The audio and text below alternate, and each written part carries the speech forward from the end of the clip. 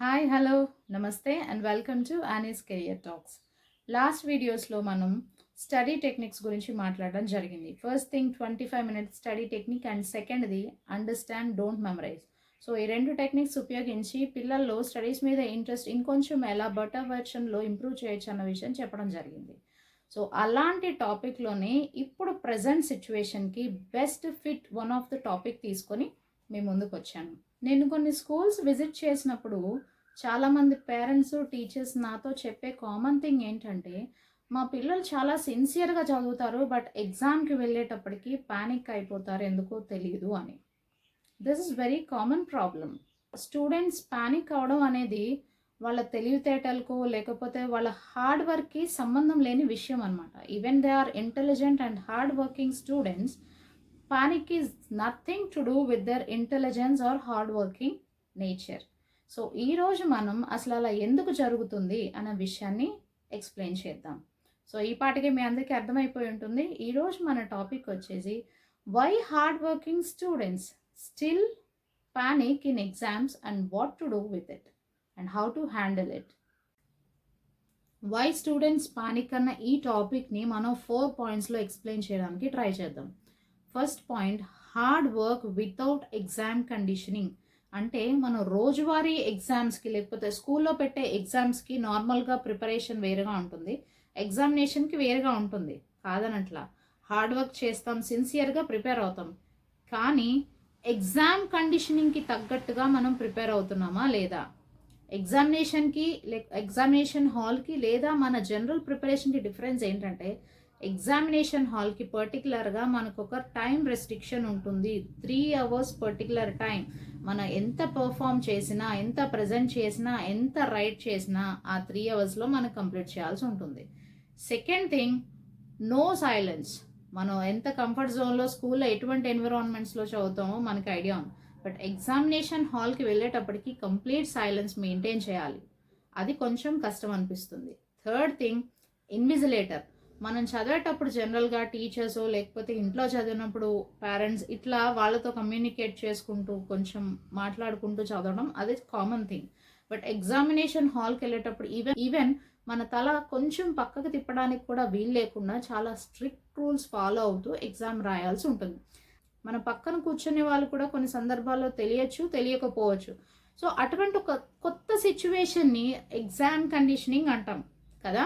So comfort zone నుంచి ఒకేసారి exam కండిషన్లోకి వెళ్ళేటప్పటికి మన బ్రెయిన్కి ఏమనిపిస్తుందంటే, సడన్గా తీసుకొచ్చి నన్ను కొత్త ఎన్విరాన్మెంట్లో పడేసారనిపెట్టేటప్పటికి బ్రెయిన్కి ఒక థ్రెట్ సిగ్నల్ వెళ్తుందన్నమాట. థ్రెట్ అంటే ఒక బెదిరింపు లాగా, నన్ను ఏదో కొత్త లొకేషన్లోకి తీసుకొచ్చి పడేశారా అన్నట్టు. సో ఈ సిచ్యువేషన్స్లో ఏమవుతుందంటే, ఎంతోసేపు కష్టపడి చదివినవి కూడా బ్లాంక్గా అయిపోతూ ఆ టెన్షన్కి స్టూడెంట్స్ పానిక్ అయిపోతూ ఉంటారు. ఇది ఫస్ట్ పాయింట్. సెకండ్ పాయింట్ వచ్చేది ఏంటంటే, perfection mind set creates fear. జనరల్గా హార్డ్ వర్కింగ్ స్టూడెంట్స్ కామన్గా ఆర్ యూజువల్గా అనుకునే 3 things. I must attempt perfect, అంటే టెక్స్ట్ బుక్లో మనకి ఏదైతే ఆన్సర్ ఉందో గైడ్ కానీ యాజ్ ఇట్ ఈజ్ అది దించేయాలని చూస్తారు. Second thing, I must not make any mistakes, అసలు నాకు మిస్టేక్సే రాకూడదు. Third thing, I must score high marks. So ఈ 3 విషయాలు ఏం చేస్తాయంటే, మనం చదివిన దానికన్నా నేను పర్ఫెక్ట్గా రాయాలి, మిస్టేక్స్ రాకూడదు, హై స్కోర్ రావాలి, చదివిన దానికన్నా ఈ 3 points రిపిటేషన్ ఎక్కువైపోతూ ఉంటుందన్నమాట.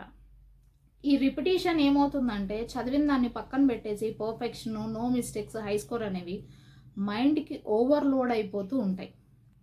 This is common and usual in hard working students. ఆ ఓవర్లోడ్ అది కూడా పానిక్ అవ్వడానికి one of the way.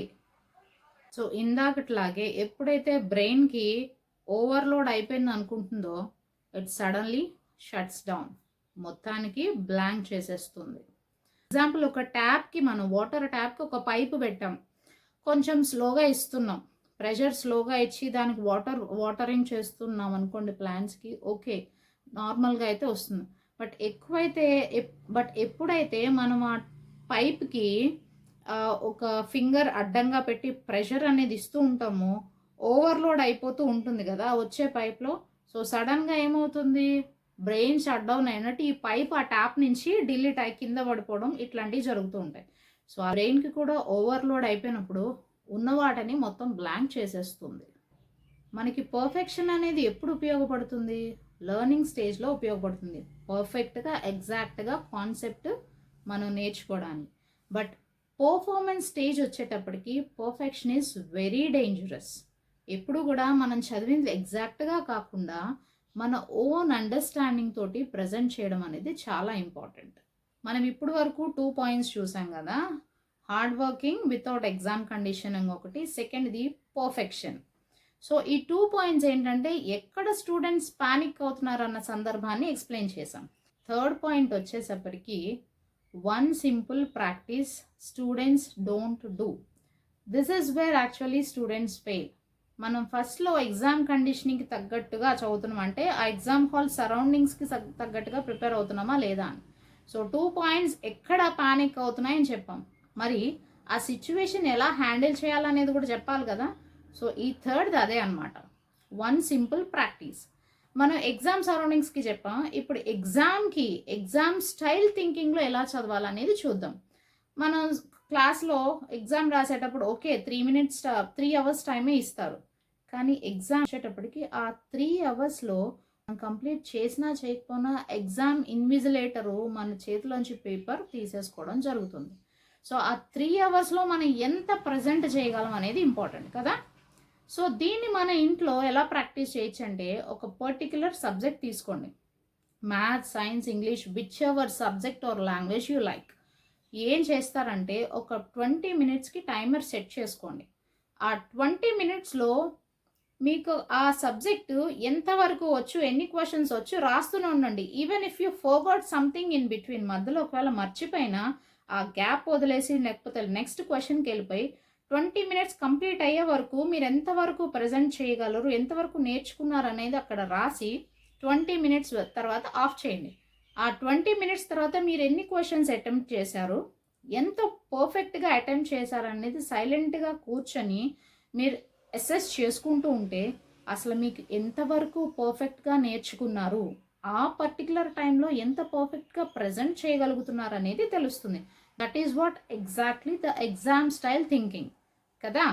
So ఎగ్జాక్ట్గా మనం ఎగ్జామ్లో ఎంత టైంలో ఎన్ని క్వశ్చన్స్, ఆ క్వశ్చన్ ఇన్ కేస్ ఒక 10 మినిట్స్ పడుతుందా 15 మినిట్స్ పడుతుందా అనేది ప్రాక్టీస్ చేస్తేనే కదా తెలిసేది. So I recommend you to practice this simple technique for thrice in a week. అంటే ఫర్ సపోజ్ మండే చేశారు, give a gap on Tuesday, make it practice on Wednesday, give a gap on Thursday and make it practice on Friday. So weekly ఇలా thrice మనం practice చేస్తూ ఉంటే ఒక time ఫ్రేమ్కి ఆ particular టైంలో ఎంత ప్రజెంట్ చేయగలం అనేది మనకి ఎగ్జామినేషన్ హాల్లో ఎగ్జాక్ట్గా ఏదైతే మనకు కావాలో ఆ ప్రిపరేషన్ మనకి ట్రైన్ చేస్తున్నట్టే కదా మన బ్రెయిన్కి. That is one point. And our last point is one mind set shift. మన ఎగ్జామ్కి వెళ్ళే ముందు మనం లేదా మనకి బ్రెయిన్కి ఒక పాయింట్ చెప్పుకోవాలంట. ఫస్ట్ థింగ్ ఏంటంటే I don't need to be perfect. నేను ఎగ్జాక్ట్గా టెక్స్ట్ బుక్లో ఏముందో అది ప్రింట్ ఇవ్వాల్సిన పని లేదు. I need to be present and study. నేను అక్కడ నాకు వచ్చింది ప్రజెంట్ చేసి, నాకు వచ్చిన వేలో ప్రజెంట్ చేసి స్టడీగా పర్ఫామ్ చేసి వచ్చానా లేదా అని మాత్రమే. ఎప్పుడైతే మనం పర్ఫెక్షన్ మీద ఓవర్లోడ్ ఎక్కువ అవుతుందో ఉన్నాయన్నీ మర్చిపోయి బ్లాంక్ అయిపోతాం. బట్ ఎప్పుడైతే I need not to be study, నేను పర్ఫెక్ట్గా రాయాల్సిన అవసరం లేదు, బట్ నేను ప్రజెంట్ చేశానా లేదా అన్న కామ్ మైండ్ సెట్ని మీరు షిఫ్ట్ చేశారంటే yes you can do, you can write anything, you need not to leave anything అని 100 పీపుల్ మీకు మోటివేషన్ ఇచ్చిన మీ వన్ మైండ్ సెట్ షిఫ్ట్ మిమ్మల్ని చాలా సేవ్ చేస్తుంది ఎగ్జామ్స్ టైంలో, where it helps you not to get panic during exams. So hope you understand how students get panic and how to get out of the panic also. Exams అనేవి only మన మెమరీని test చేయడం మాత్రమే కాదు, మన emotional కంట్రోల్ని కూడా test చేయడానికి కొన్ని సందర్భాలు వస్తూ ఉంటాయి. సో ఎవరైతే ఎమోషనల్ కంట్రోల్ని నేర్చుకుంటారో వాళ్ళు they can perform better in their exams and later in their career as well. In our channel Annie's Career Talks, I focus on both academics and career readiness as well. ఎప్పట్లాగే ఈ topic కూడా మీకు help అవుతుందని అనుకుంటున్నా. In case if you feel it help you can share it with the students or parents who are in need of this. Thank you. నమస్తే.